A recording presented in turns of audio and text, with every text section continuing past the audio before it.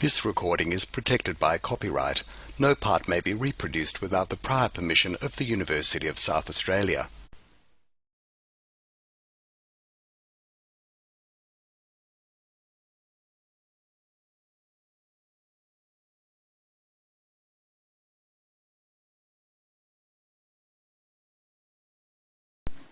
Now, can I introduce Dr. Elaine Griffith to you? She's president of the Broome Museum and Historical Society, a social historian, and a PhD in oral history.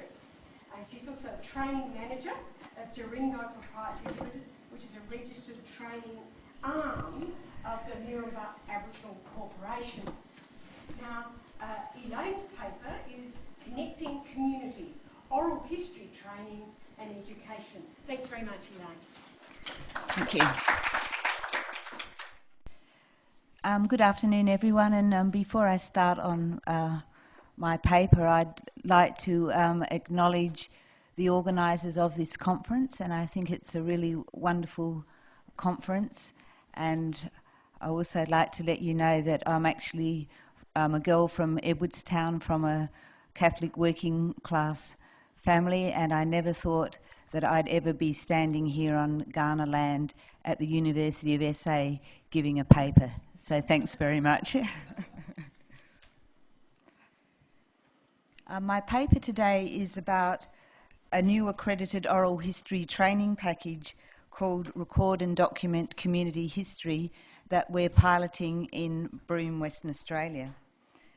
And the paper is about how this oral history course is a means of connecting the community to build relationships and advance historical education for all generations. So really there's a reconciliation angle to all of this as well.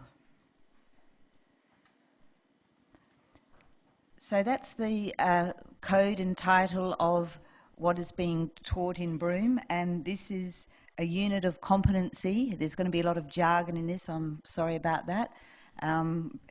It's a unit of competency in the vocational education training sector, and it's under the Australian Quality Framework. So in WA, we'd been talking about an accredited oral history course for quite some years. So this has all happened with the support of OHAA.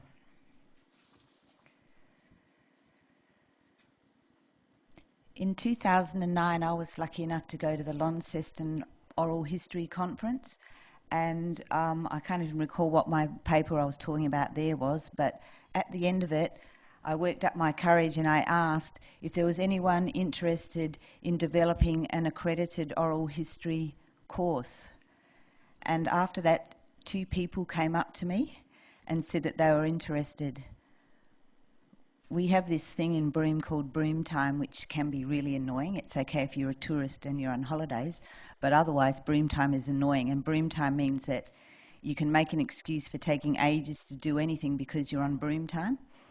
So quite a bit of Broome Time happened after that. The 2 people, one was Carol McKirkby from New South Wales, said that they were interested. So after that, I ended up meeting up with Carol in New South Wales, and we had a preliminary discussion on how we could get this accredited oral history training up and running.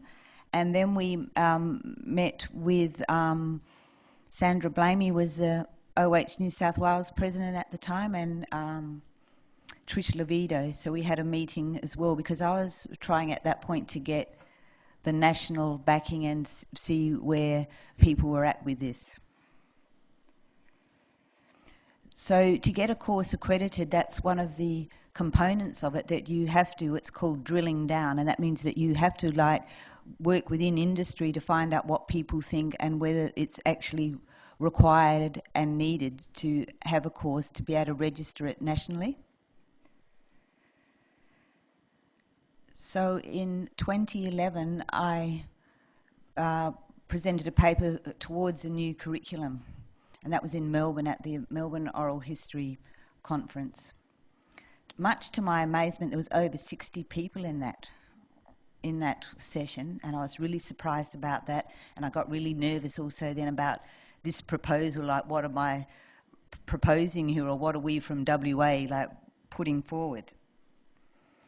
So there was a lot of people there, and it actually afterwards turned into not quite a debate, but it got quite the question and answer section afterwards about how would we do this and what would be the costs and all that sort of thing. So I'd done my homework, of course, and I'd looked at what training as much as I could from around Australia. I asked people to give me information. I got that information and had a little bit of a look overseas to see what was actually done. And of course, it varies quite considerably between the states, and I'm sure it still does now to this day. So I also had to clarify in that to run an accredited oral history training course, that you need a registered training organisation to be the group that registers it, because that's what the national rules are, and that also to deliver it you have to have a Cert 4 in training and assessment. So you can see on that slide there, that's got that website, that's the government website for the details about accrediting a course.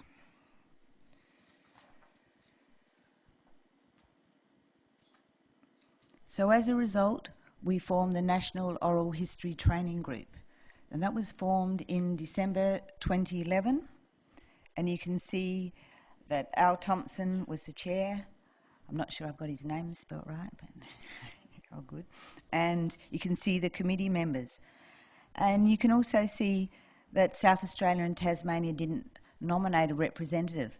Now that's understandable, because we all know in the oral history world that sometimes there's not too many people doing too many things.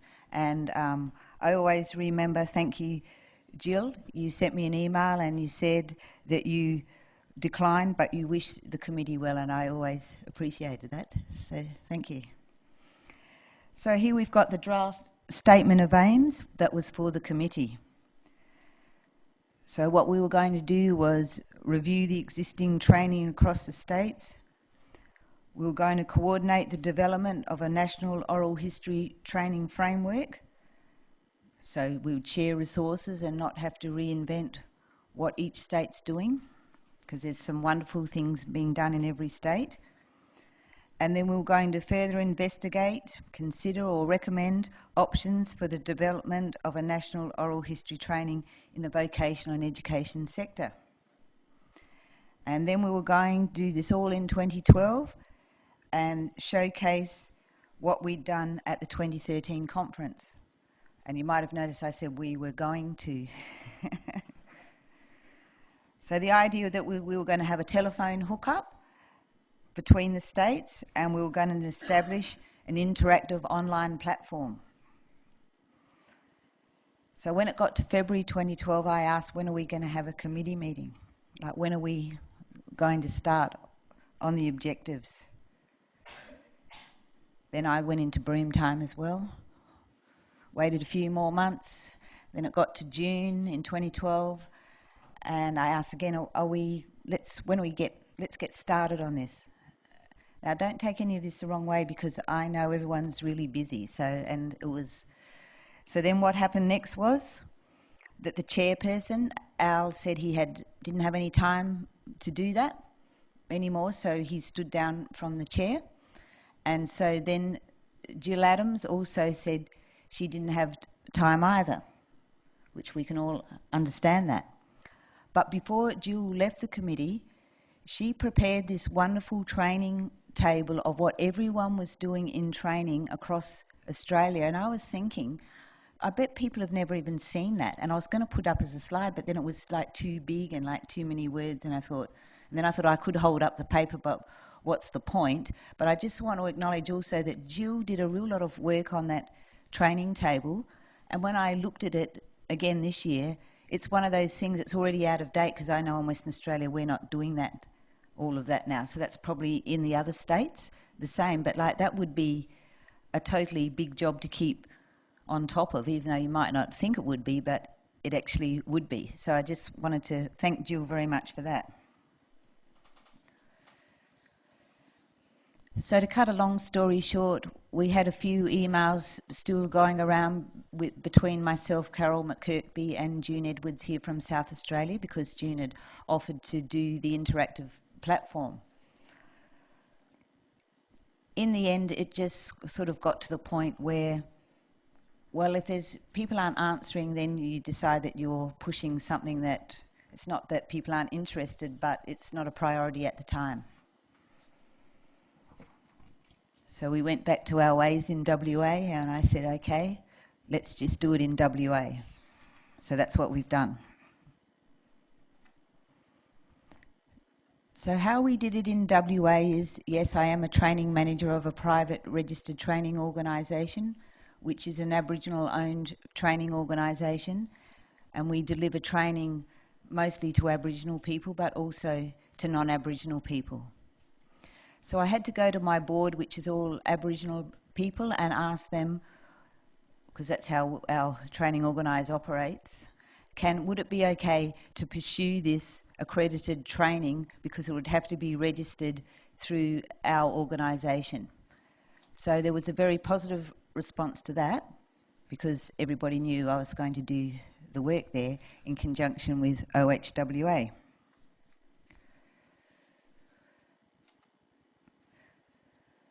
So to get the course accredited, you have to go through the Australian Skills Quality Association, and this is a national body that was just formed in 2011. So just in case people are a bit unclear with it, because there are like registered training organisations that are just registered in each state. So like, for example, in Western Australia and Victoria, you could be registered under a state accreditation body, or you can register under the national. So this course, Record and Document Community History, is registered under the National Training Organisation. Now to do that, it's this very strenuous application to actually get a course accredited. The first thing that the government is interested in is whether your registered training organisation, particularly if you're a private, because the public ones are TAFE and the others are private, is that you've actually got the financial viability to run a training organisation. Okay, this one there. And so this is a result of this has come from about international students. You might have heard different things in the media in the past, and international students were getting taken advantage of by registered training organisations. So the government has got very strict on this now. So you also, to get the course registered, you have to send in all this documentation. So you have to have like an assessment book and a handbook and all this information all about how you would teach it, who the audience is, prove that you've been to industry, or in this case, other oral history associations. You have to prove that you've got the physical resources and the equipment to teach it. You also, how you're going to teach it, where you're going to keep everything, and there's a very special emphasis on the person that's going to train it. And it's like, it's very big what they want you to have, as in you have to have a Cert 4 in training and assessment, but you also have to list what all your experience is to prove that you are qualified to teach that.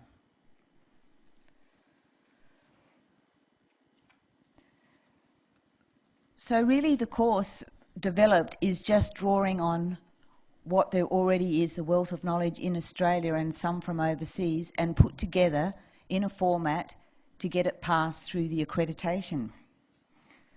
So like as in most of the other states, I think we all do it, is we have an introduction to oral history. So the first workshop, there's 3 workshops. The first one is Introduction to Oral History. I don't think I really need to go through what that is, but it's about what is oral history, preparing for the interview, and a big emphasis on the guidelines for ethical practice, about informed consent and all of that, what we all do in our introductory workshops. The second workshop is about recording stories and how to use the recorder. kind of interview and interview questions, practice recording and concluding the interview. Now in competency-based training, because that's what it is, you never fail.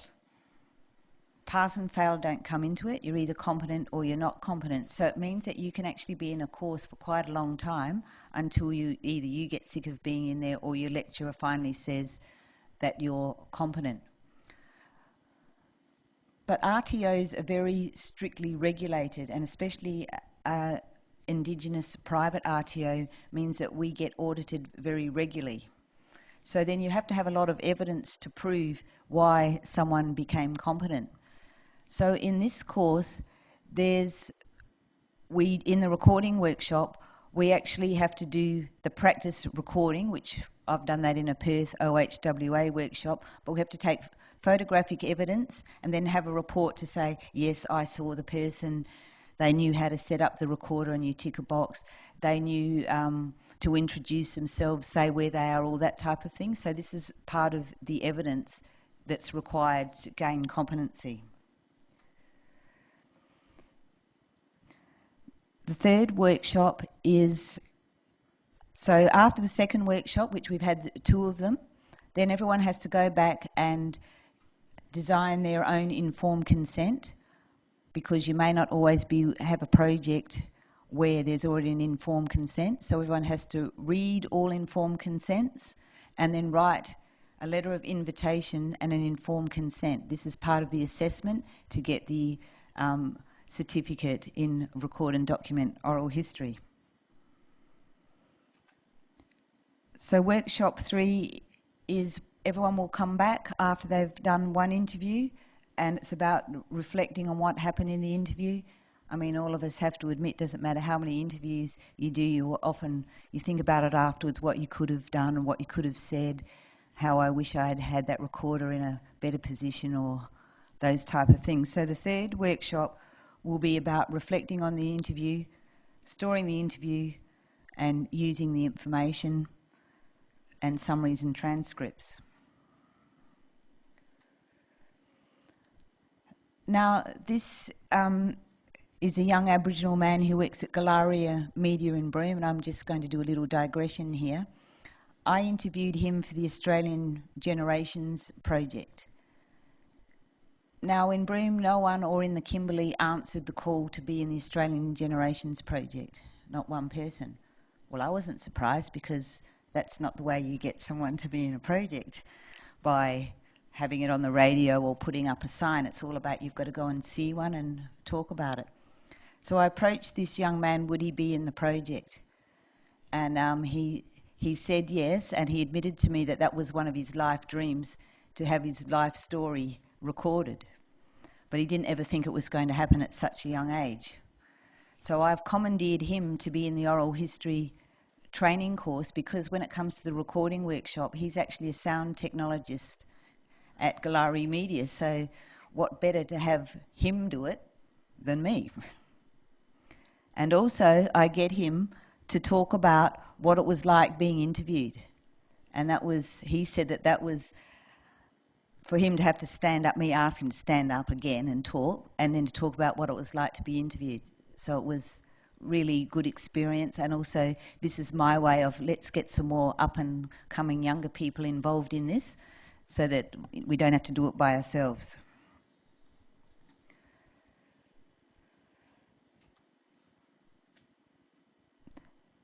That's a traditional owner there, and he's a ranger. So within the group of people that have come to the course, there's 10.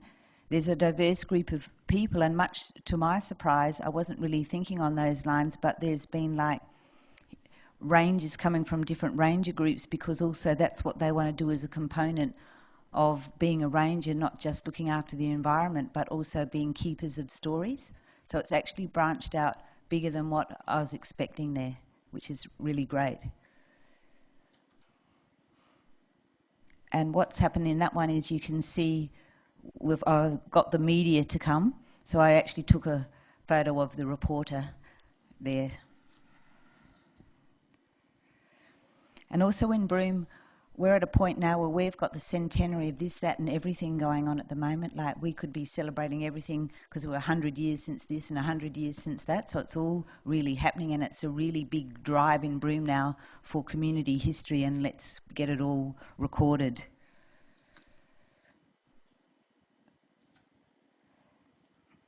Now, trainees who complete the 3 workshops will get a certificate that's nationally recognised, and also that 1 unit of competency can be used in other certificates that they may be going for. Now, the question that I got asked in WA was, what about recognition of prior learning? Because there'd be quite a few of you here that would have done all of your association workshops. You might have delivered them all. You might have even written them all. So there's a wealth of experience there. So within this framework of accreditation, there is room for recognition of prior learning.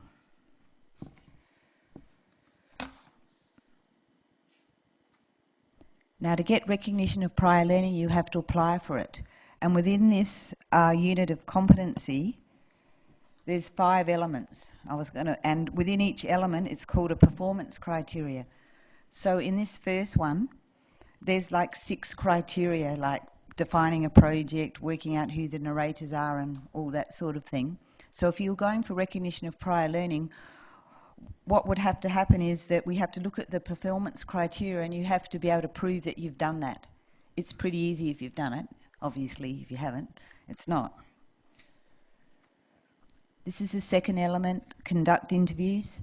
So that's why in the course everyone has to do an interview, and even though we won't store the interview as proof, but we need to know that the people have done it.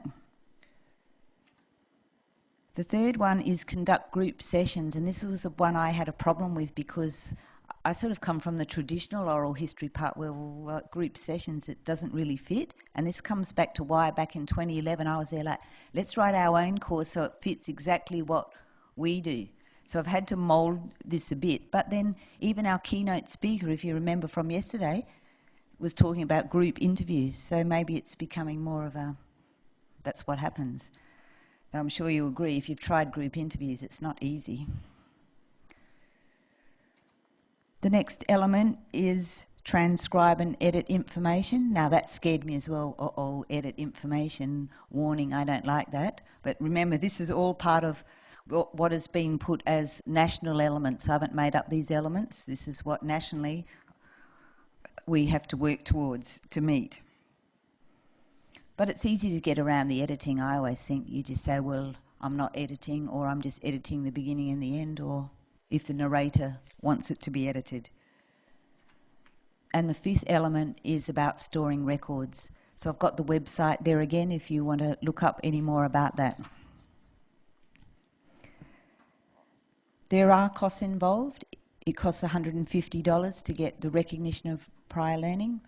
And at the moment, to teach the course in Broome, it's $395 per person, and every person that's in that course, not one of them paid for that themselves. Their organisation paid for it. So just in closing, because I know I'm running out of time, why would you teach an accredited oral history course? The main reason for me, or in WA, because we can benchmark that qualification against the qualification in other countries. And I really think it's so important for us to maintain our standards as professional oral historians. That's one of the driving factors behind this accreditation. And why would you want to get a certificate? To have your knowledge and experience recognised professionally. You might laugh at that, gain employment, but there is jobs every now and again in oral history, and to use a stepping stone for further learning. And that's the oral history group, the inaugural accredited oral history training group in Broome. And as we all know, oral history appeals to people of all ages. Storytelling is entertaining, enticing and enlightening. And for these reasons, it has become common for community groups, museums, libraries and others to collect and record oral histories. It draws people together and it's a way of connecting community members. And in this paper I've showcased how a new accredited oral history training called Record and Document Community History is being piloted in Broome, and it's a catalyst to connect community, build relationships and advance history for generations. Next time you'll see me in 2015 at the Western Australian Conference, and between now and then, I'll give myself plenty of time. Much to my surprise, there's 68 registered training organisations registered to deliver, record and document community history. So what I'm going to do next is I'm going to try my best to contact the 68 organisations, find out if they teach it. If they do, are they associated with any oral history association? Do they know about our standards? Do they know about our website? Do they know about the ethical guidelines? And because these training packages are developed by what's called an industry skills council, and then if I'm feeling brave enough, which I might, I'm going to ring up the skills council, because I want to know now who writes this package, like who made up those elements. Are they oral historians? Is anyone in oral history involved in this? And my final remark is that in the UK in 2012, what did they do? They got together an accredited oral history training course at Certificate 3 level. Thank you very much.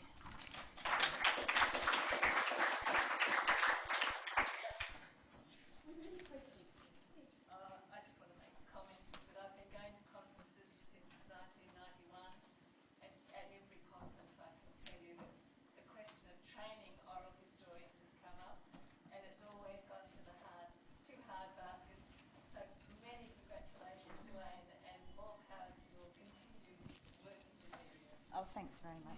Yeah, congratulations.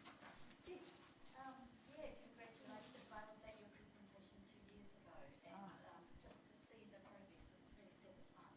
I'm somebody who's involved in training community oral historians in New Zealand, and so I have a million questions, but I'll maybe start with a couple.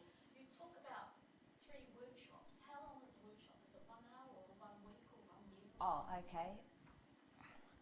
The first workshop is 1 day, a whole day, and we do this in Broome. We always provide lunch so no one will run away and not come back. We put on a really good lunch. The next one, I made it open how long did we need and how, if everyone was getting tired or not in there. And that one went for 5 hours because everyone got really engrossed in playing with the equipment because they didn't realise what's involved with the equipment. And I should just clarify that because we didn't have any equipment in Broome for quite a long time, like I'm a professional recorder.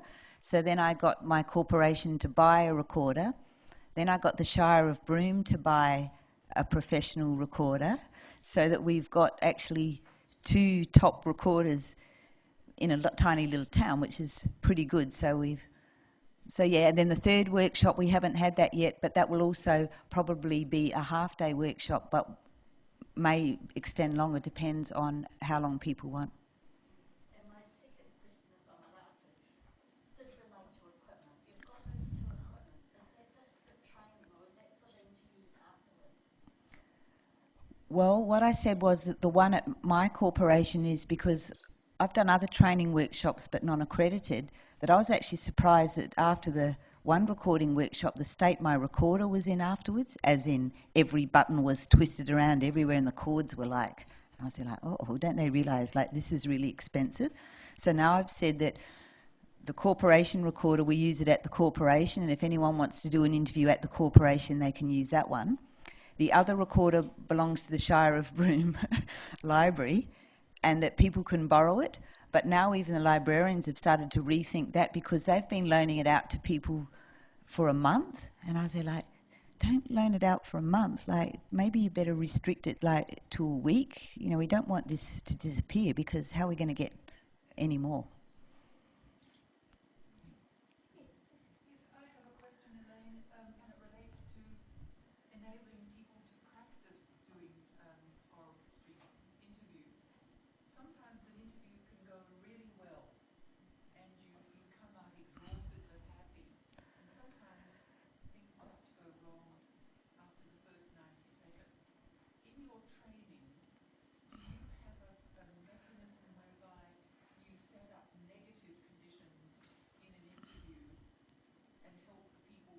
through that.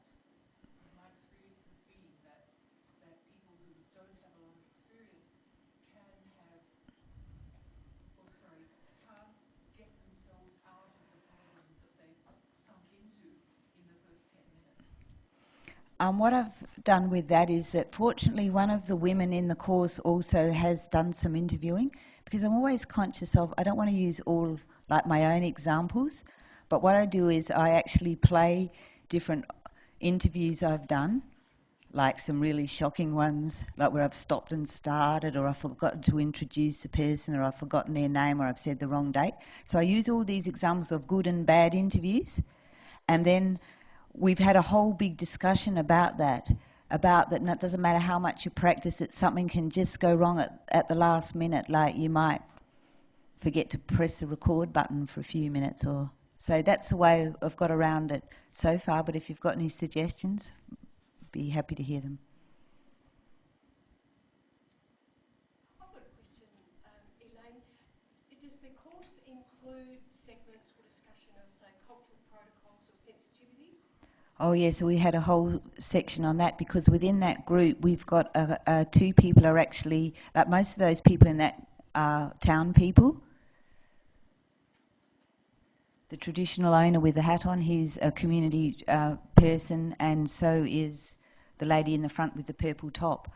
So there was very big discussion about that, about male and female interviewers, eye contact. Yeah, we got right into that. And in the actual participant handbook, that's a whole section on, everyone had to go into group discussion about cultural protocols and about what you might ask or what you might not, and all of that. Yeah.